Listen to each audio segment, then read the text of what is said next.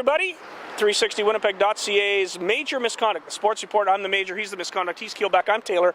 Hockey, we haven't talked a lot about it because it doesn't look like there's going to be hockey. I want to start first of all with your impression of the way the talks have gone or not gone, and the theory that's out there right now. And Michael Russo, who writes for the Minneapolis Star-Tribune, suggested this quite clearly on a radio show that I was part of last week in Minneapolis.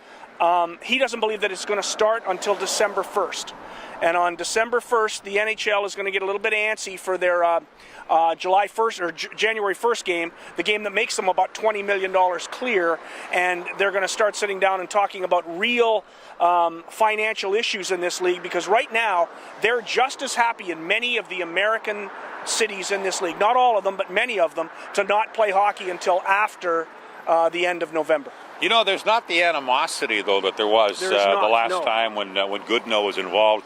And I think it's kind of silly that they're not talking, but yet there have been indications that they will get together soon. And we stop and look at the total picture. They're talking about 7%. Apparently a percentage point is about $35 million.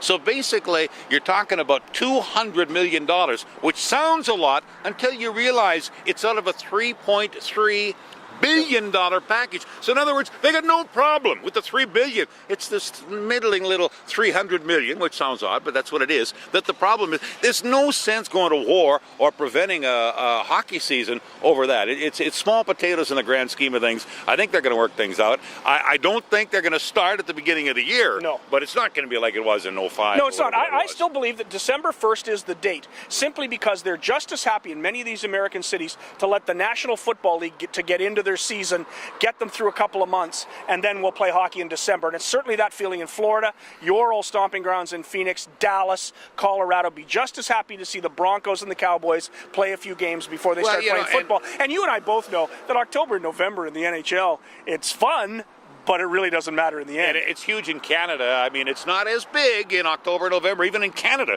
as it is later on in the years. The Jets found out all those years when they would sell out starting Boxing Day and thereafter with the previous regime.